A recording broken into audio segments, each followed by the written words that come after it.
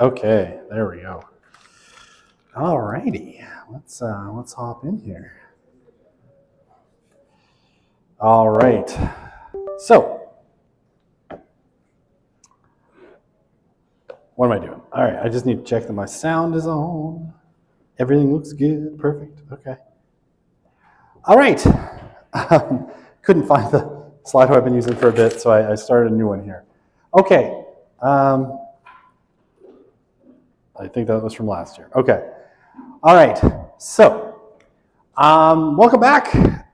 Okay. Let me start with the typical post-midterm questions. So, first, the average on the midterm was 80.24, right? So just a hair under 81, basic, or 80 and a quarter. So pretty good, nice little improvement from the average on the first midterm. A couple of people have already made appointments and come in and taken a look at it. If you want to make an appointment to take a look at it, go to the course page on Canvas, right? There's an appointment booking link there, and you can pick a time that I am available to come and see your exam. So far, no bad questions, no duplicate questions, unlike the first midterm. So, I don't think any grades will go up, but if anything does come up, we will definitely raise the grade. What else? I think that's everything. Oh, and I guess obviously for the final exam, right? We're in the last third of the course. So again, the final is non-cumulative. So what is going to be on the final is whatever is from today until the end of the course. So you can forget about all that stuff from before, mostly. Okay, so obviously we are jumping into, ooh, that's a little loud. I'm going to turn that down just a smidge. We're going to talk about our next topic. Can you hear me okay? Okay, perfect. Which is families, right? So we're getting into some social institutions. So our next few topics, we're looking at, I'm like, are we supposed to do families or are we supposed to do race? Now I'm confused. I went with families, but I am confused. Hang on, I'm going to check something really quickly because I just realized I didn't do the unit on race. Did I miss a unit? I did miss a unit. I am bad at my job. Family, oh, I did. I skipped a unit. Okay, never mind. We're going to do race and ethnicity. My bad. Hang on, I'm going to switch that. Because I'm like, wait, I feel like I'm short one unit. All right, where's my race and ethnicity here? We're going to do race and ethnicity. I guess I could reverse them and do families and then race and ethnicity, but let's do it in order. Oh, I'm sorry. This is what happens. It's too busy a time of year. All right. Now I just need to make sure that the live stream is on the right show. There we go. Okay, so sorry, we're going to do race and ethnicity. We'll do families after. Families next, and then religion. We'll see how we're doing for time. We're going to talk race and ethnicity because it's an interesting topic from our sociological perspective. Okay, and I have no Slido built in. Whatever. I think. Let me look. I can fix this. Yeah, I forgot to put the Slido in. Give me half a sec. I will fix it. I'm really sorry. I made sure everything was working, and then I messed it up because I got the wrong unit. So let's put in some Q&A slides here and there, and that should catch us up for the day. Okay. There we go. This is great television, right? Editing on live television. It works out perfectly. Okay, we'll try this again. All right, we'll go here. I'll fill it in after that. Okay. And I'm going to create a joining slide. And there we go. All right, edited in real time. Here we go. Joining slide. Go ahead and join up with that. I don't know what's going on with that one. Just discard, quickly exit out and go back in and we'll see what happens. Aren't you working?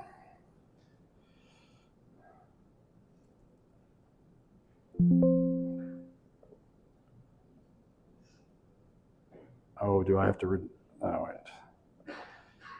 Now I've broken everything. All right, if this doesn't work, we're just going to live with it.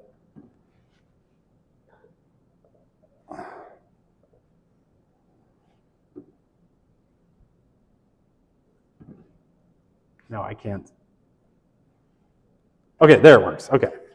I can't run 2 Slidos at once, I guess. Okay, so, all right, so we're going to talk race, ethnicity, get to that kind of from a sociological perspective. Okay, I have those 2 slides out of order. I'll go back in a second. So, race. When we talk about race from a sociological perspective, what are we talking about?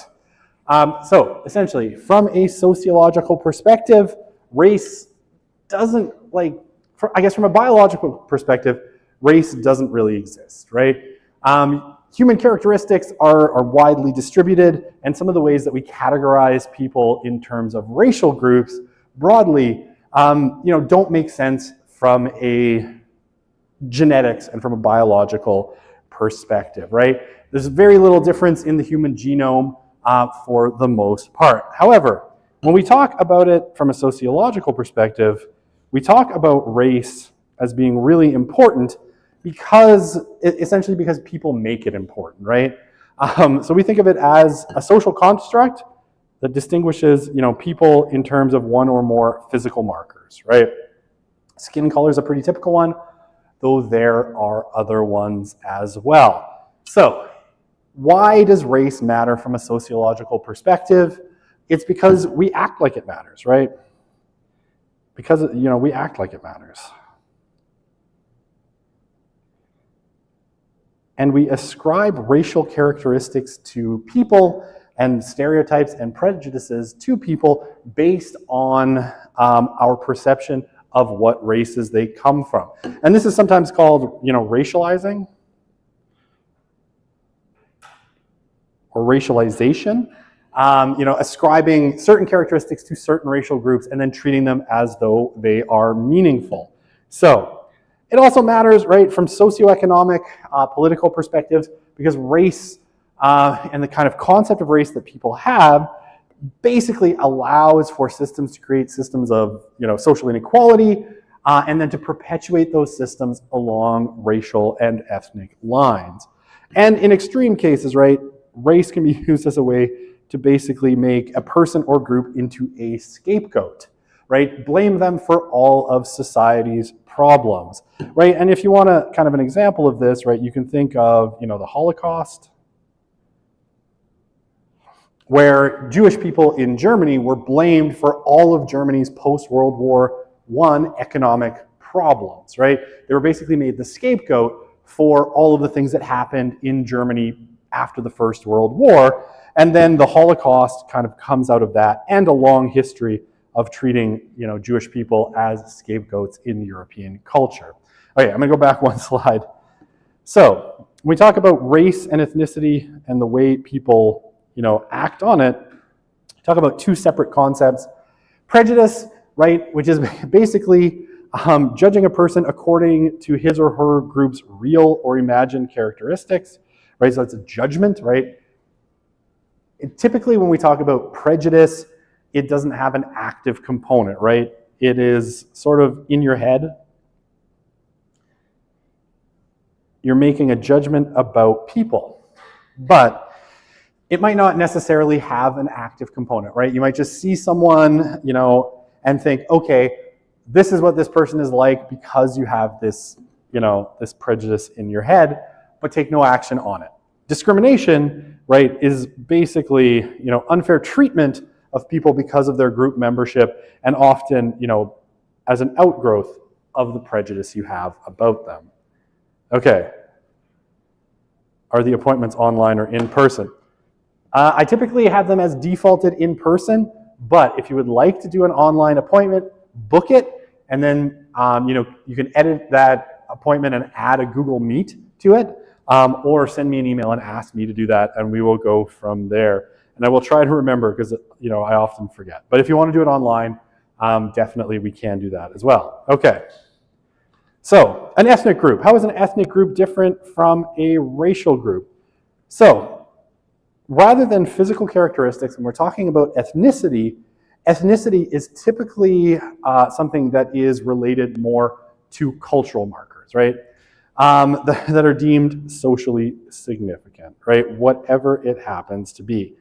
Ethnic groups differ from one another in terms of things like language, religion, customs, values, ancestors, and the like.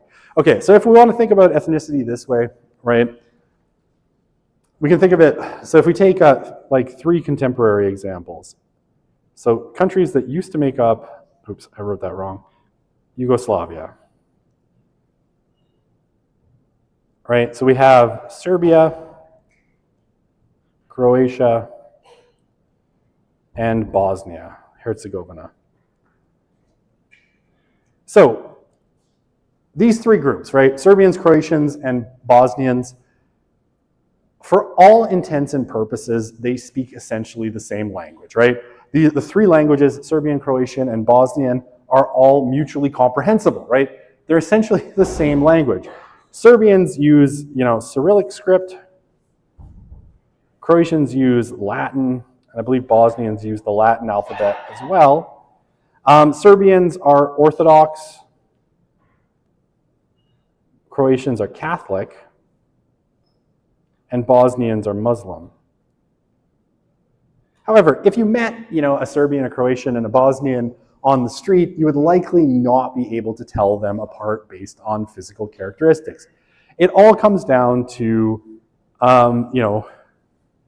these characteristics, cultural markers, religion, language, well, language in this case, they all act as though the language is different, but it's very, very similar.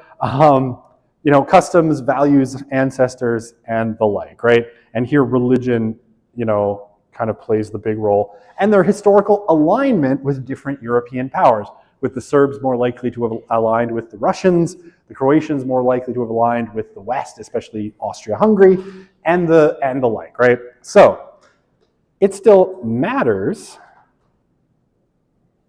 because we act like ethnicity matters too, right? And in this case, like in the case of the former Yugoslavia, these 3 countries were basically jammed into one country, after the First World War as Southern Slavs.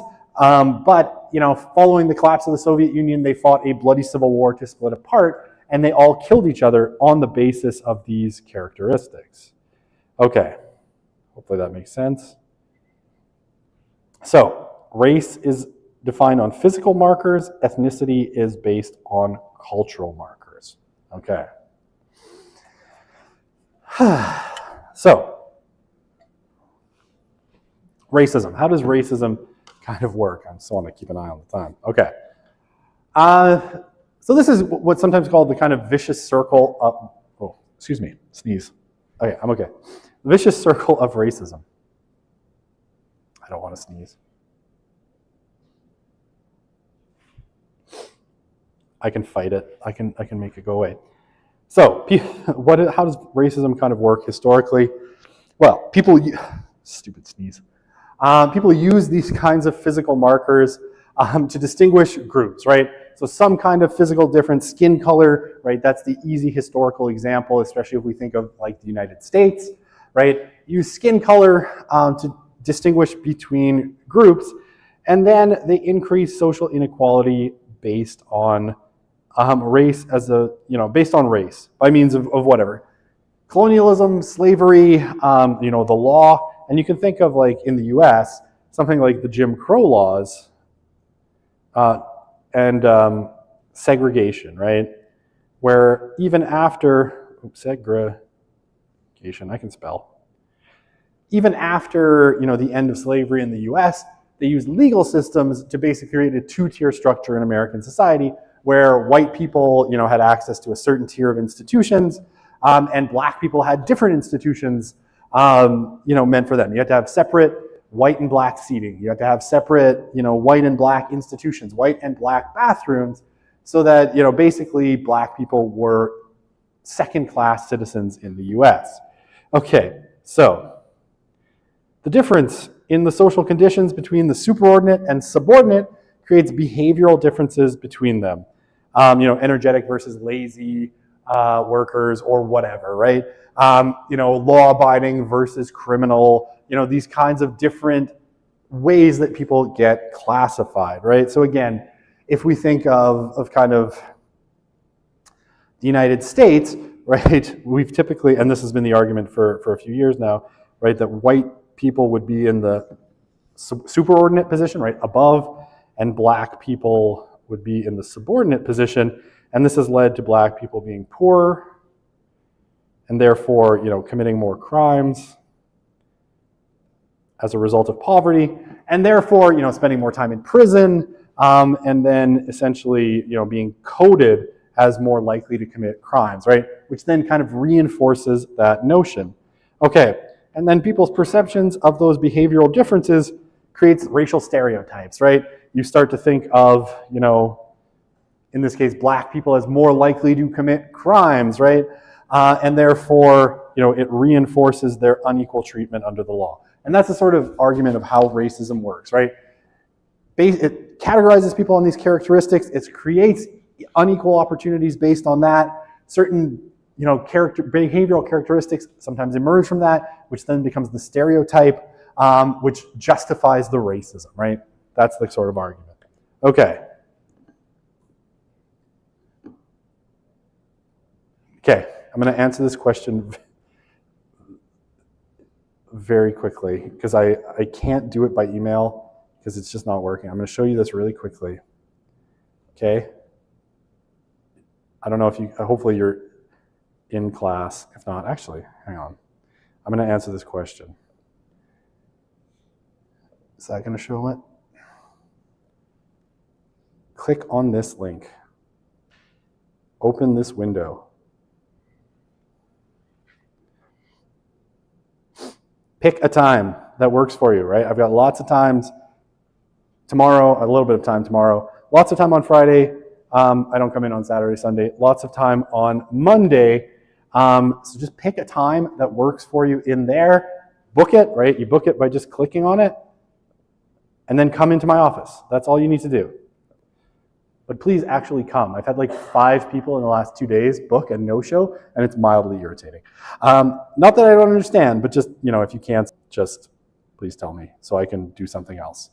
Yeah, my email has been a mess. But yes, do it. I set it up like this because it is a problem. Okay, that is how you do it. All right. Oh, I love my pyramids, but this one is slightly less silly than the pyramid of hair-based crimes from the Deviance and Crime Unit. All right, so how do we talk about racial kind of stratification? Like historically, right up until probably official multiculturalism, everyone's coughing, everyone's dying. I feel like I'm getting sick too, which I don't want to. I've got 5 weeks left. I just need to hold out 5 more weeks. Until we get to like official multiculturalism in Canada, really, Canada has what you would call a pretty stratified society based on kind of categorization of different racial groups. So this one is actually from the US, but I'll use it as an example because I couldn't find a good illustration of Canada in the same way. But how people thought about race in terms of like what the best race was and what was kind of worse progressively down the scale. And to talk about how this is actually really, these kind of categorizations are interesting historically, but they're also really silly. So that should be whiteness, the line of whiteness. Okay, so at the top of the racial pyramid, right? And this is true for Canada as well. You would have the wealthiest WASPs, right? Or white Anglo-Saxon Protestants, right? So usually people from whose kind of ancestors would have come from the British Isles would have been considered at the top of that socioeconomic, racial, not socioeconomic, sorry, I'm a sociologist, so I always think socioeconomics, of that kind of racial hierarchy, right? So these would have been like, the people who descend in the US would have been like people who descended from the Pilgrims, right? Really old, moneyed, Anglophone families. Down the ladder, right? white middle class, white Anglo-Saxon Protestants, and then poor white Anglo-Saxon Protestants right here. And then, again, this is a particularly American one. Old immigrants, so people say Germans or Poles maybe not, Germans, other Protestants, things like that. Older immigrants, white and typically Protestant as well, but not the Irish. And this is, the line of whiteness is here. And in American thinking, kind of towards the beginning of the 20th century, end of the 19th century, Irish people were not considered white. Which is why, these kinds of categorizations are really weird. If you've ever met people from Ireland, they are extremely white. But why were white people not considered white? Why are Irish people not considered white? Well, they were Catholic. Right? They were Catholics. They hadn't gone along with the English when the English split from the Catholic Church to form the Anglican Church. And the English to this day have never forgiven the Irish for this. And still refer to them using kind of ethnic or racial epithets, unkindly in many ways. You couldn't be Catholic. So most new immigrants also didn't fit under white, which would include Poles, Polish people, Italians, who are swarthy and also Catholic, who would not have counted as white kind of towards the beginning of the 20th century. So all of this fun stuff, right? You're not white if you're Polish or Italian because you're also Catholic. And then obviously people who are visibly not white, Asians, Latinos, indigenous people, and then at the bottom, African Americans or black people. Now, Canada's not all that different. Canada's a little bit more inclusive in some ways, but there's also a racial hierarchy. Oops, that's not what I wanted. When we talk about Canada. And there was a Quebec author, and I'm forgetting his name at the moment, and he was talking about the Quebecois as this kind of underclass of people in the kind of Canadian hierarchy of races. And he titled his book, The White N-Words of North America, referring to the Quebecois people basically as a class that was treated by the English, right, the English-speaking British majority, as somehow lesser than because they were Catholic and they spoke French, particularly. So we have weird racial hierarchies in Canada, always at the top and kind of, whoops, that's an eraser.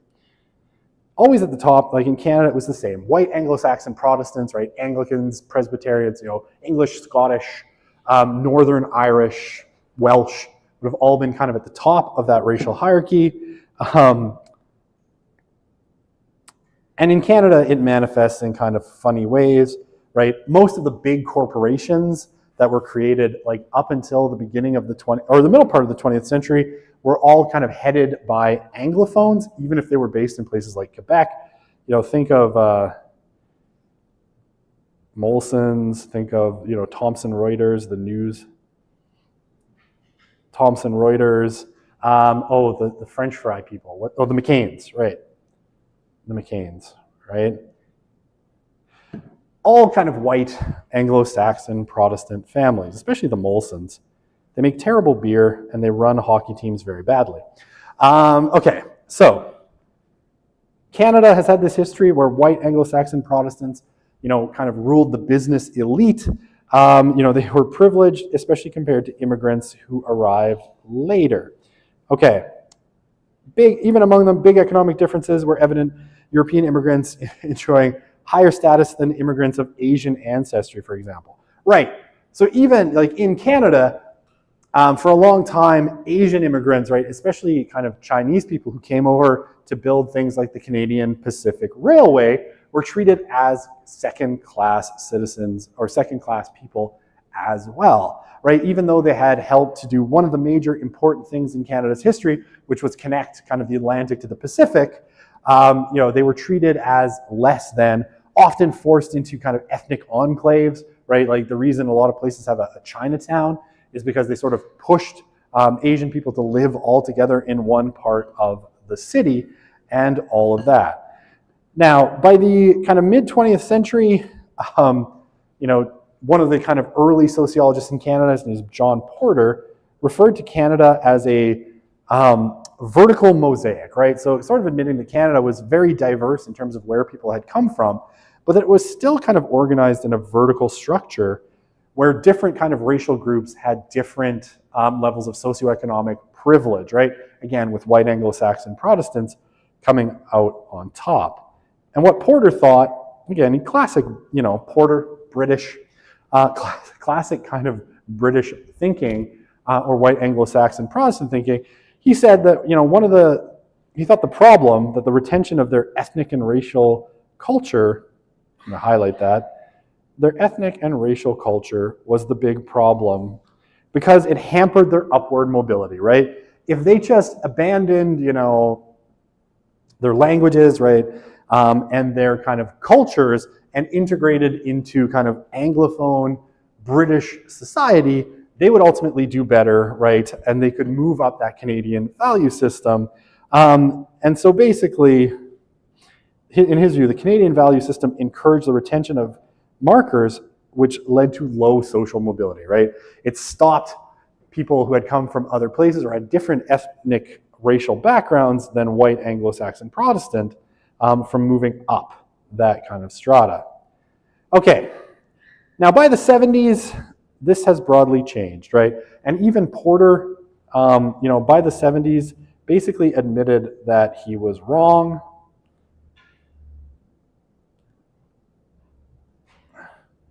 That the social conditions in Canada had changed and allowed a lot more mobility for different immigrant groups. And I mean, what's I think really important to note here is, I can never write dates. I think I have date lexia. 1945 to about 1973, Canada undergoes a sustained economic boom, right? The economy is going on all cylinders and there's lots and lots of opportunity. So what happens, right? Lots of people from ethnic and racial minorities become really successful. This is particularly true in Quebec, right? Lots of francophones, or Québécois, I guess I'll just say the Québécois, found businesses. Quebec changes its whole model in the 1960s. It moves very much away from sort of its Catholic roots in lots of ways, and you get the founding of a lot of really prominent Québécois businesses that become really, really successful. And then immigrants, kind of as there's a ton of opportunity, they integrate and they move up that kind of socioeconomic ladder while still holding on to a lot of their kind of historical connections to their cultures of origin. The economic differences amongst different ethnic groups, and to a lesser degree racial groups, diminishes. And the diversity amongst the wealthy, politicians, and all levels of government and professional groups increases, right?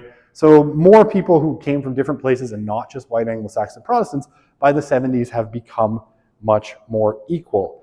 And Porter sort of admits, that his view was probably wrong, that this post-World War II economic growth allowed lots of people to be economically successful regardless of their racial and cultural heritages. Okay. Can I dim the lights? Okay, sure. Hang on. Nothing's working today because my brain is fried by daylight saving time, which I hate.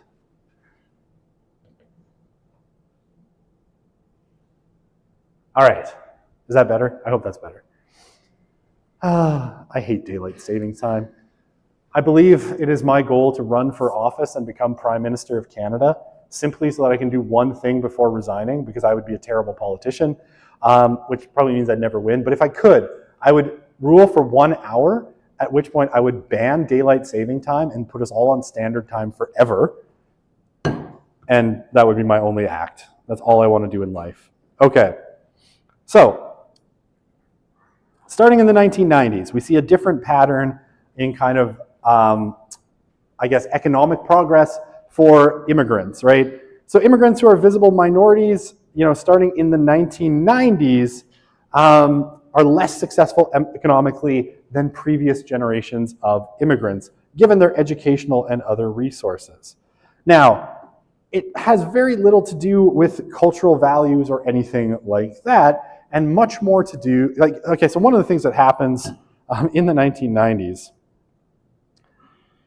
And it starts really in the 70s, but Canada has a very picky immigration system, right? It's a points-based system that basically values immigrants for their skills and especially for their education.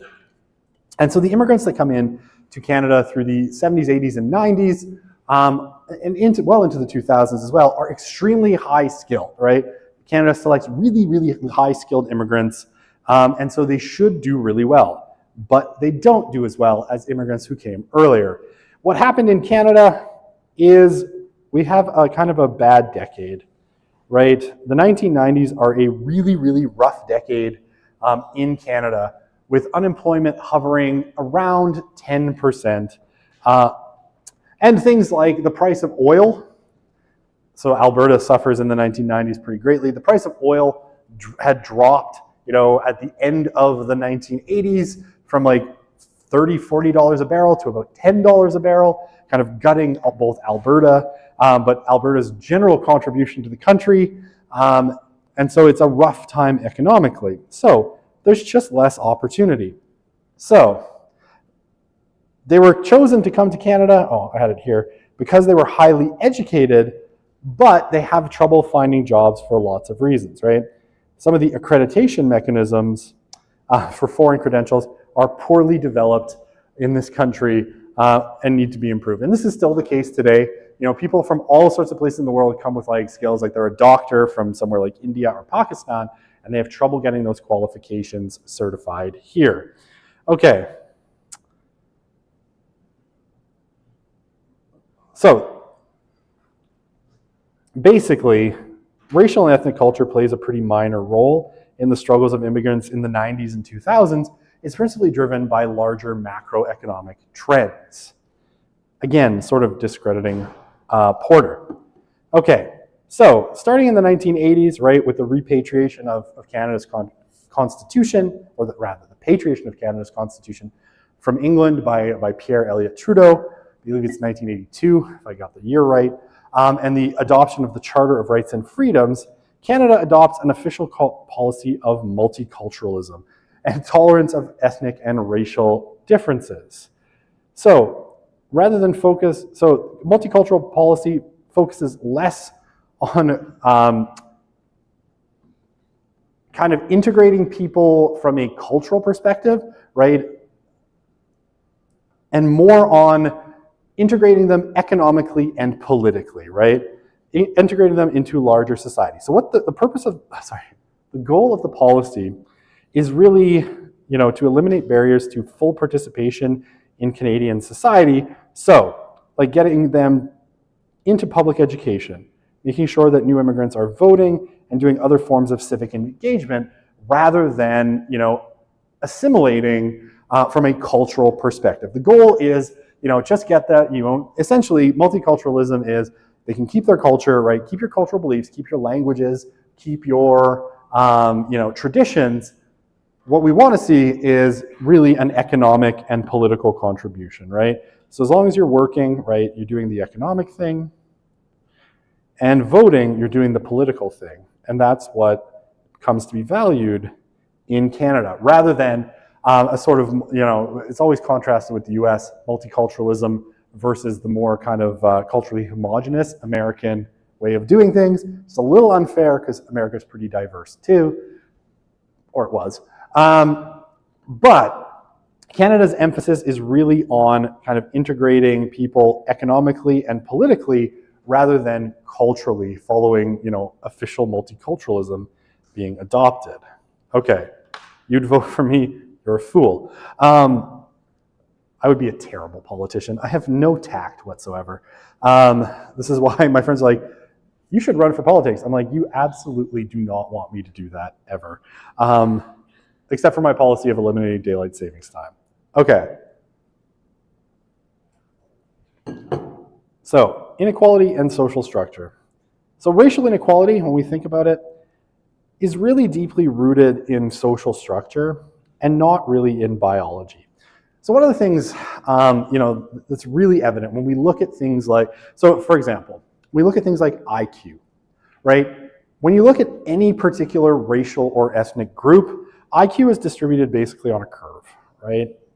And the curve looks kind of like this, right? Where some proportion of every race and ethnicity is going to be low IQ.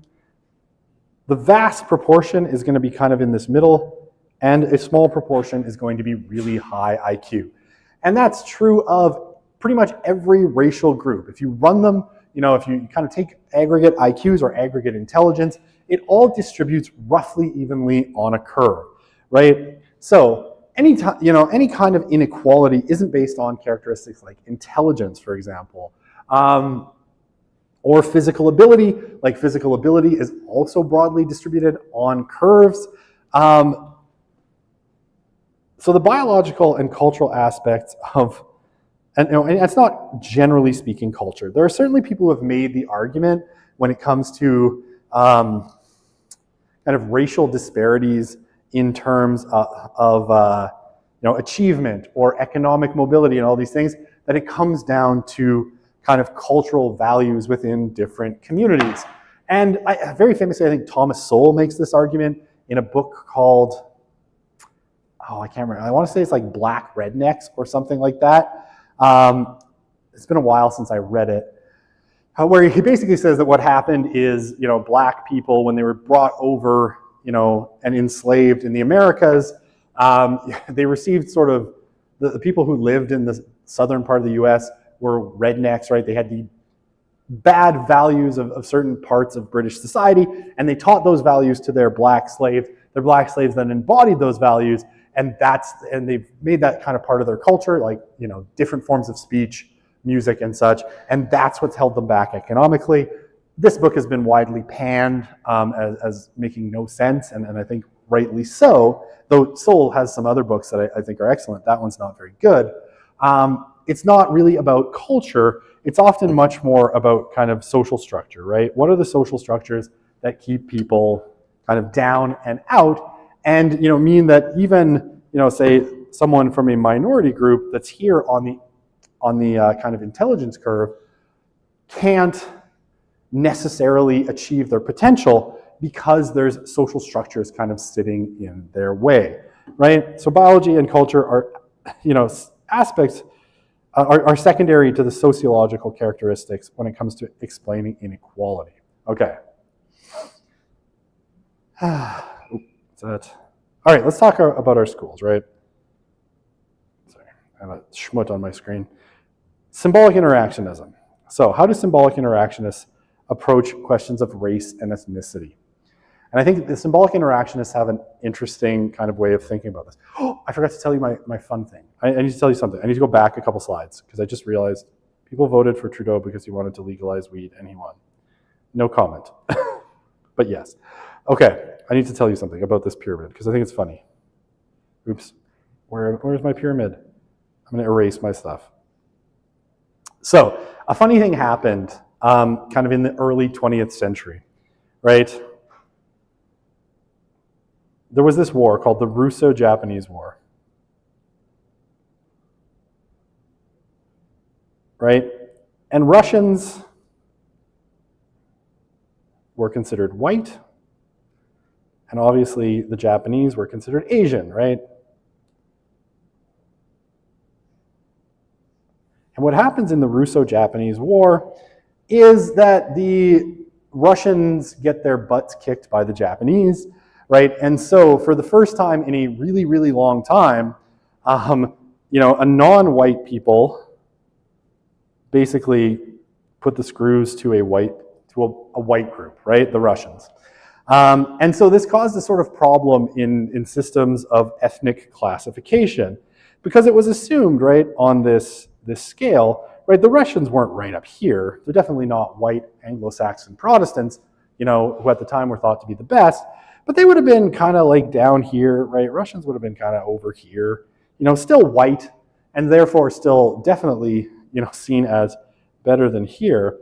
So to show the kind of flexibility of these things, people at the time were like, well, I guess technically Japanese people are kind of honorary whites, right? Because how could a non-white people beat a white people? Well, it must be that the Japanese, are somehow white. And so the Japanese for a little while were considered kind of culturally white because they'd adopted a lot of the industrial practices of the Americans. And so this whole kind of racial hierarchy has a lot of flexibility to it. Okay, we'll talk about this in terms of, oh, here is my slide. No, here is my slide. In terms of symbolic interactionism, because I think symbolic interactionists have some interesting things to say about this. Okay, and what do they say? Shifts in, racial and ethnic identity are common in people, but the relative valuation of different racial groups is also historically and socially pretty contingent, right? At different times, different groups will move around on this kind of scale. So, for example, right, I gave you the Japanese. They moved up that scale after they beat the Russians. One of the things that happens to the Irish, right, so the Irish were considered non-white in a lot of cases. After World War I, that whole classification kind of breaks down. Because what happened in American society was, white Anglo-Saxon Protestants, Irish, Italians, Poles,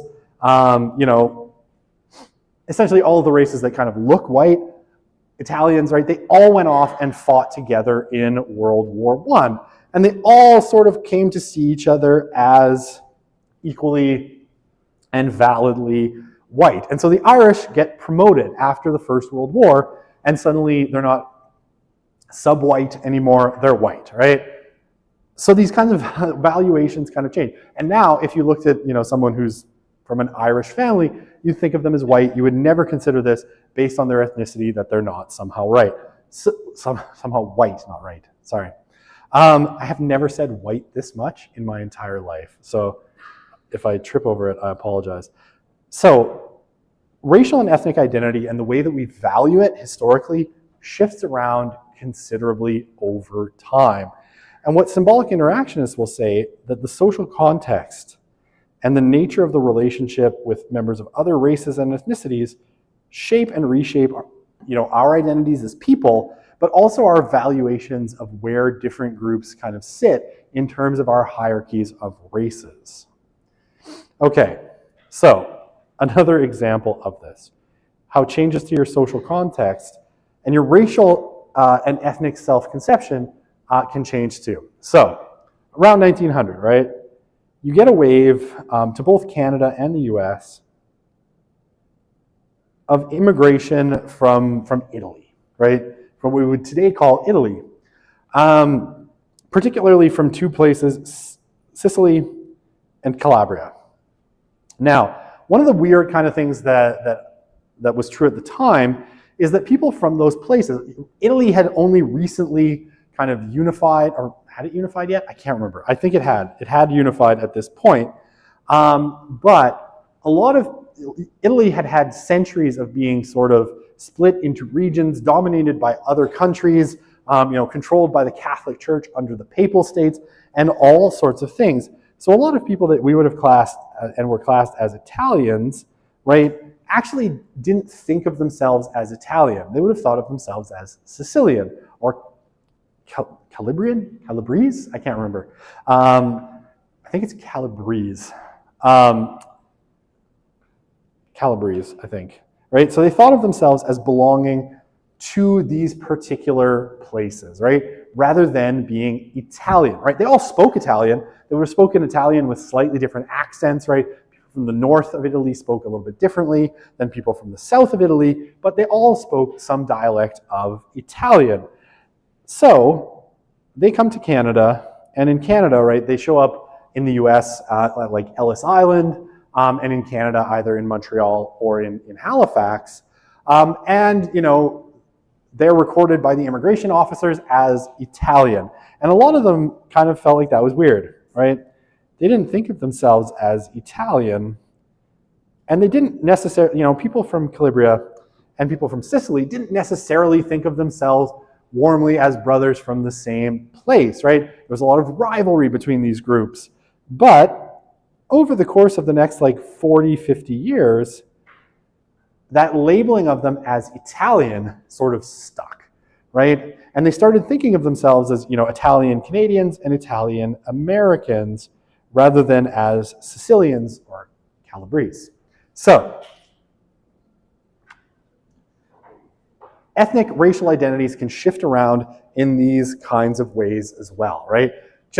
And sometimes just the way other people label you will actually change the way that you start to think about yourself based on some big characteristic, right? They were labeled as Italian because they came from this new nation state of Italy and they all spoke Italian, and they were labeled by their new country as Italian. Okay, so symbolic interactionists, right? What do they say? Well, basically, racial and ethnic labels go through processes of negotiation, right? That people basically, over time, will negotiate and renegotiate how they are identified, how they identify themselves. Members of a group might have a racial or ethnic identity, but outsiders put a new label on them. And then those group members, will do things like reject, accept, or modify the label. So in the case that we just talked about, right, like Sicilians, they were labeled as Italian and they eventually accepted that qualifier, right, accepted that description of them. But not all groups do, right? So sometimes they will reject, and sometimes they modify the label. I'll talk about that in a sec. Okay, and negotiations between outsiders and insiders, so the people imposing labels and the insiders of that group will eventually kind of coalesce and crystallize into more or less stable ethnic identities. But if the social context changes again, you can have a change in that negotiating process. Okay, so a good example of this is Indigenous people, right? Indigenous people, probably, I would say since probably the 1980s, have been undergoing these sort of process of figuring out how they want to be identified, right? And you can sort of tell because, when you've been around for a little bit, you've sort of seen these labels shift over time as the sort of dominant group and this ethnic racial minority negotiate how they are going to be identified, right? So if we go back in time, the way Indigenous people were referred to for a long time was as Indians, right? And this is now seen as a very offensive term and one, that has all sorts of problems. And sometime in the 1980s, right, we started to get kind of different labels. The first one was Aboriginal. Now, I remember the shift because I was in school at the time, right? That started to be the way, like 80s and 90s, we started to refer to as Indigenous people as Aboriginal, right? As they started to assert that this term was not something that they identified with and not something they wanted to be identified as. A little bit later, right, we get the term, First Nations. Another negotiation with the kind of dominant group, First Nations people. A little bit later, we get, FNMI to be a little bit more inclusive, First Nation, Métis, and Inuit people, right? Again, kind of negotiating through that process. And we seem to have sort of landed, as a group term, as Indigenous, as the term, that they prefer to use at this moment. And it's been this kind of long process of kind of back and forth between kind of the dominant majority, right, in Canada, settlers or whatever you want to call them, and Indigenous people as they kind of go through these different terms, try them out, modify them, reject them, add things, take things away, come up with a new term that works better for them and that they feel more identification with. So we've had this kind of back and forth negotiation process, and some of this has had to do with the changing social context, right? Canada, through this whole period, is a country that is, in the 80s, has kind of official multiculturalism added to the charter by the Trudeau, the first Trudeau government, and that kind of opens space up for these groups to start negotiating. And I think we've been moving along kind of more and more kind of progressive and more recognition of Indigenous people and Indigenous cultures, allowing them that continued process of negotiation and figuring out, how they want to be referred to and all of this stuff. And this has been this ongoing process, and it's highly likely, right, that this is not going to be the end point either. There's going to be further modifications as kind of social contexts continue to change. Okay, I need to clear that comment. Well, true. I don't want to be reading it for the rest of the semester. Okay, so now, okay, and what I will say, right, I guess I'll make this point on this slide. It's not always something that people are just free to choose, right? We've hit in the last maybe 40 years in Canada a period where we've given more of these kinds of choices to people, where people have had more freedom to choose their own identifications, to choose how they wanted to be talked about, what labels they wanted to apply. That's not always the case, right? Not everyone is always free to identify however they want or choose their ethnicity freely, right? And I'll talk about it. Do I have it on the next slide? I do. But I mean, if we think of Indigenous people, right, prior to really the 1980s, you know, they were referred to in a particular way, often derisively, you know, by Europeans, and they had very little choice in the matter, right? That was the label that was being applied by the powerful group, right? And really, until those political conditions changed in the 1980s, they had very little room to negotiate those terms. So not everybody is as free to choose their racial or ethnic identity. There are big variations in the degree over time from which, you know, one society to the next, which people could exercise those freedoms. And here, I think maybe Canada and the US are interesting kind of contrasts. If you look at Canada, right, I think we've settled at the moment on Indigenous as the name for kind of Canada's original inhabitants, right? If you look at the US, right, and you look at things like the US Census, the term that they still use officially is American Indians, right? That's still the term that's kind of officially used by the government for Indigenous people in the US. So different places and times are going to have different abilities, and I would say Indigenous people in the US haven't had the same degree of choice in how they're referred to. And even though a lot of kind of activists in the US will refer to them, you know, Indigenous activists will refer to themselves as Indigenous, those labels haven't stuck in the same way, right? There's much more divergence in the US in how people are talked about, and much less power for Indigenous people to kind of pick their own labels. Okay. And some of this, you know, in a given society and time, different categories of people are more or less free to choose. Okay, so in the symbolic interactionist approach, right, the view that they have is typically the people with the most freedom to choose their ethnic or racial identification are white European Canadians, right, whose ancestors arrived in Canada more than 2 generations ago, right? So kind of broadly integrated into Canadian society. They have a kind of really broad choice in how they want to be identified. So, you know, they can identify, and I have friends like this, right, growing up who, you know, identified as just Canadian, right? They didn't identify as anything else. And then certain people, one guy I went to high school with in particular, right, he always said, oh yeah, I'm just Canadian, just Canadian, just Canadian. And then sometime in adulthood, right, he really got into like his German heritage. So he started to identify as German, right? And he was able to make that switch very, very easily, and went over and lived in Germany, married a German woman, brought her back here, and you know, all that fun stuff. It's much easier for people with kind of, who are white in a lot of ways, to change their identification, right? You can either identify with some kind of, some version of the racial group or ethnic group of your ancestors much more easily, and it's much easier to change than, say, someone who has dark skin, right? Or visible racial characteristics, where you're always going to be tied into some version of that label. Okay, so hopefully that makes sense. All right, and then we got this concept in symbolic interactionism of symbolic ethnicity.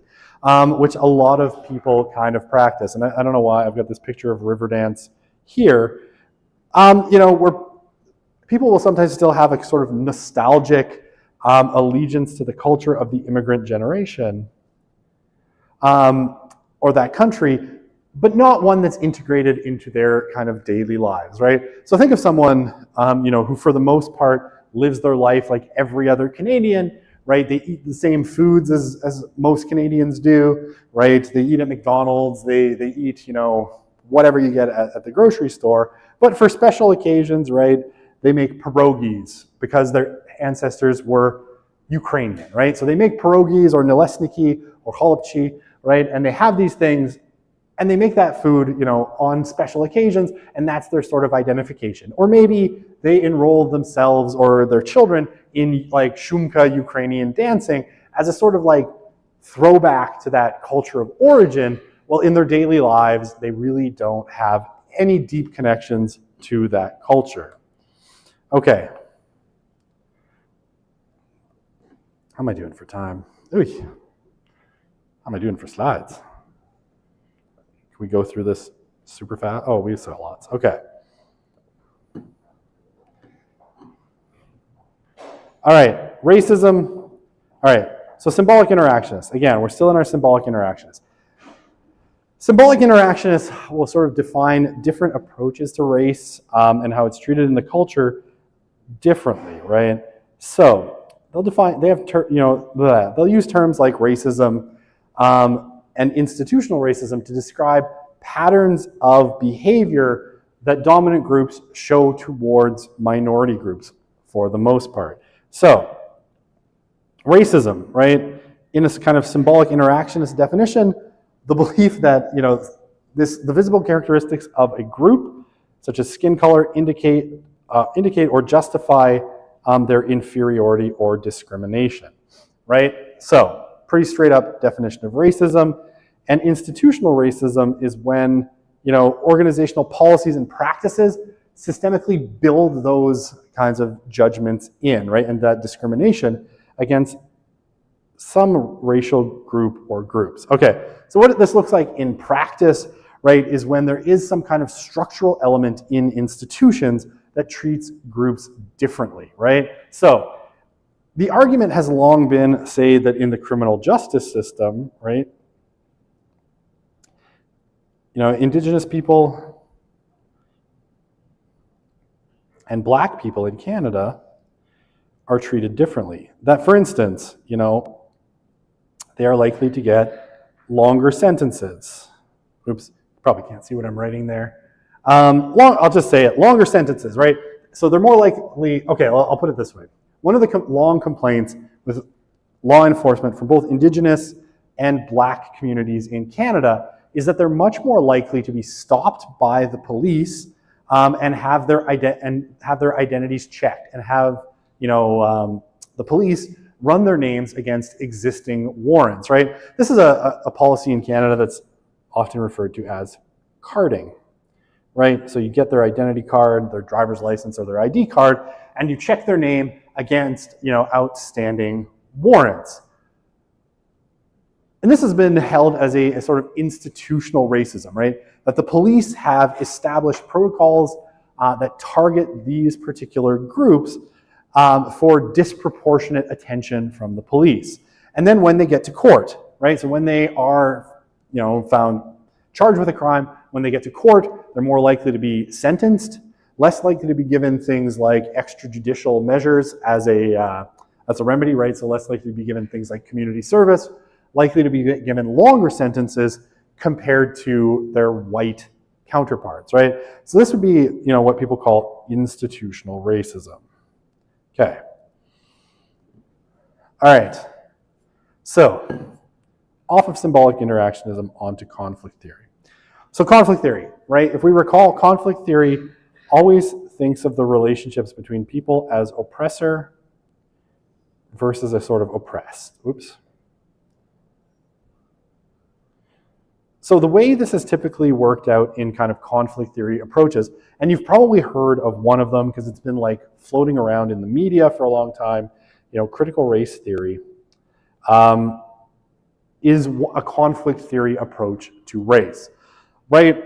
And critical race theory typically thinks of the dichotomy as white as the oppressor and kind of non-white, or I guess we could say, let's say BIPOC, because that's a hip term that lots of people are using. Black, Indigenous, and other people of color. So basically, white people are oppressors, and Black, Indigenous, and other people of color are the sort of oppressed classes, right? So these critical theories or these conflict theories will view race through kind of the power dynamics that come out of race. And it structures things in similar ways to other kind of conflict theories, right? Where it's really about power, right?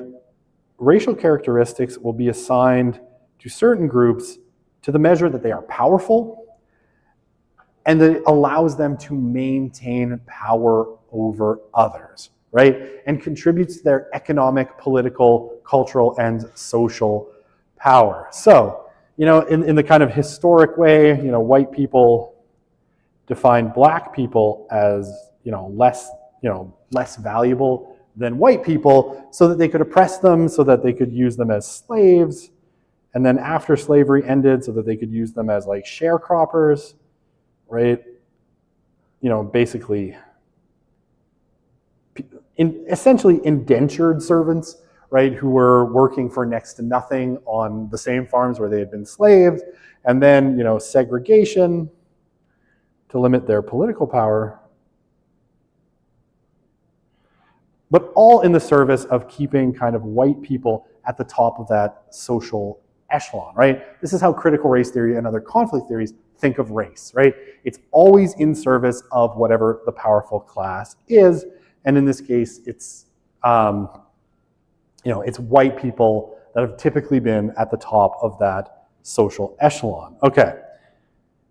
So there are different ways that this power, oops, I meant to erase everything. There are different ways that this power gets expressed according to conflict theory. So one of them is what's typically called internal colonialism, right? And this is just one race or ethnic group subjugating another one within the same country. So what does this kind of look like? Well, basically creating systems that essentially stop the mixing of races or assimilation by the subjugated group and kind of limits their opportunities for things like jobs, housing, social contacts, ranging from friendships all the way to marriage. So, if we think of, again, we don't want to beat on our American neighbors too much, but if we think of kind of the segregation era in the US, right, one of the things that was banned was interracial marriage, right? People of two different races were not allowed to legally marry according to US law, which kept them separate, right? Because of this kind of built-in racism, and again, with kind of ideas of keeping, the white race pure, quote unquote, not allowing racial mixing to keep those categories really clear and separated. It also segregated them in terms of, housing, right? And you can think of here what was called redlining, where basically there were, and redlining is named this way because lines were actually drawn on maps, and banks would not give African Americans, right, or Black people, mortgages in certain places. And realtors wouldn't show houses to Black couples looking to buy a house, regardless of income and ability to pay for it, in certain neighborhoods because those were viewed as white. So it limited the opportunities of Black people to say, do things like move their kids to a better school district, right? Let's say that they were in an area with a worse school district and they wanted to move to one that had better schools. There was this kind of red line, fictional one, that stopped them from moving, so they couldn't get their kids into better schools. So their kids tend to go to worse schools. I'm trying to think of other ones. Redlining's a good one. Yeah, basically, anyway, you can think of all these things. There were separate black and white seating areas in restaurants under segregation, right? There was a different place where black people got their food at like diners, right? A separate counter for them. All of these sorts of different bathrooms, right? To very much limit kind of mixing. And this is what you would call internal colonialism, right? In Canada, right, the reserve system, like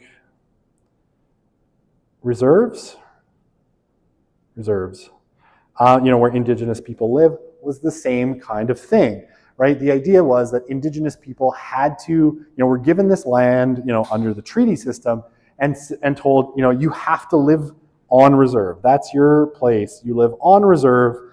And the idea, again, was to have them mix with kind of white colonists as little as possible to keep those things very, very distinct. Okay. And then we have expulsion, right? Let's talk, how are we doing for time? We got 9 minutes. Okay. Another one we can talk about is expulsion, right? And this is the forceful removal of populations from a territory claimed by another population. And this pretty accurately describes the treatment of Canada's Indigenous populations. I would say, again, not to beat on our American cousins, the Americans were even worse for this than Canada was, right? And if you've ever heard of the Trail of Tears, that describes the actual forcible movement of large groups of Indigenous people out of their traditional territories, overland for long distances under guard by the U.S. Army, to new places because the U.S. government had decided they wanted the land that those Indigenous people were on. And like, if you ever read up about the Trail of Tears, thousands of Indigenous people died on this overland route as they were basically being force marched, from one place in the U.S. to another. And that's a form of kind of expulsion, right? The forceful removal of a population from a territory claimed by another population. Okay, so, all right. Assimilation would be another kind of form of a use of power in a kind of conflict theory lens, right? So Europeans, right, when they came, we know this history in Canada really, really well now. Europeans, one of the goals was, and say, think of like the residential schools or the 60s scoop, one of the goals of both of those institutions was to assimilate Indigenous people, right? Basically make them part of the broader Canadian society. I mean, one historian described, I can't remember his name, but I always find this description of Canada and its history really pithy, that the whole kind of history of Canada, it can be described in sort of three phrases, three goals of the Canadian government. Keep the French in, keep the Americans out. Hey, it's still that way.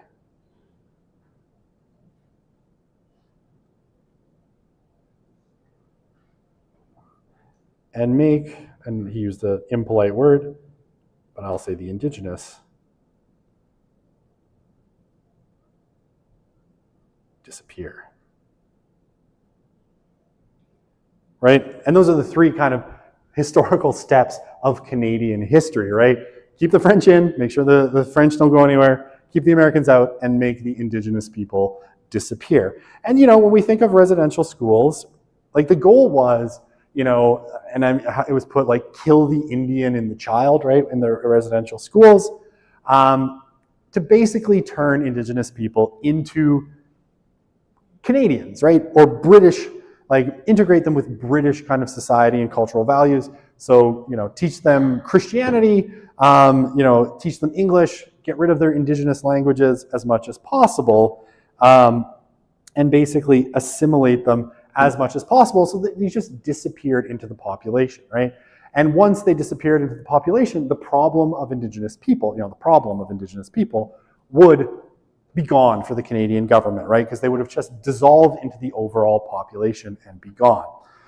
And many indigenous people obviously sort of saw this in a different way as, the settlers or the government attempt to obliterate them, from a cultural perspective. When we get to much later, right, when things like the TRC, the Truth and Reconciliation Commission, it gets described as a form of cultural genocide, right? So genocide, straight up, is the intentional extermination of a people, or a population defined as a race or a people. Cultural genocide, you don't necessarily aim to kill the people, you aim to kill the culture, to get rid of the language, traditions, and all of the identification, right? And this is a very famous picture of the before and after shot of an indigenous child attending residential schools. Okay. So, with black people, I guess we have another term, slavery, right? Slavery is obviously a different form of racial oppression. One, and I think you understand this one really well, so we won't dwell on it too much, the ownership and control of people, basically treating other human beings as a form of chattel or other type of property.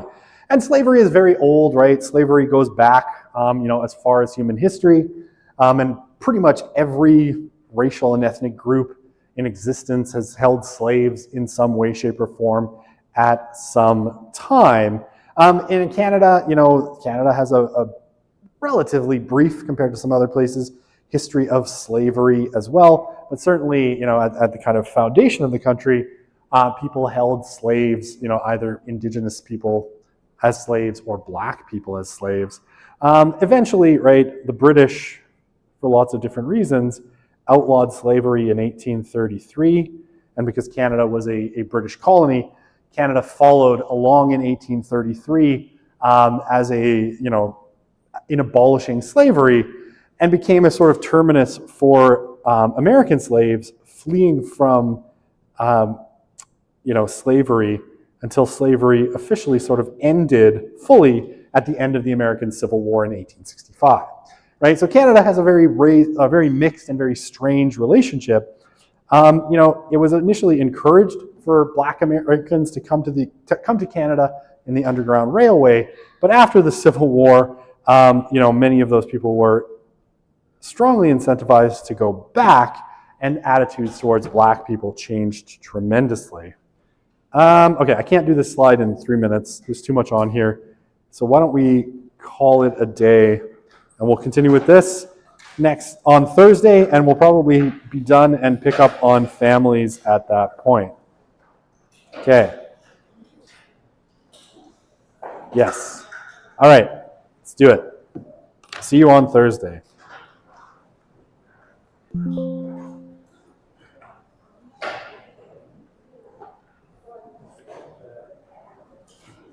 Bazoinga.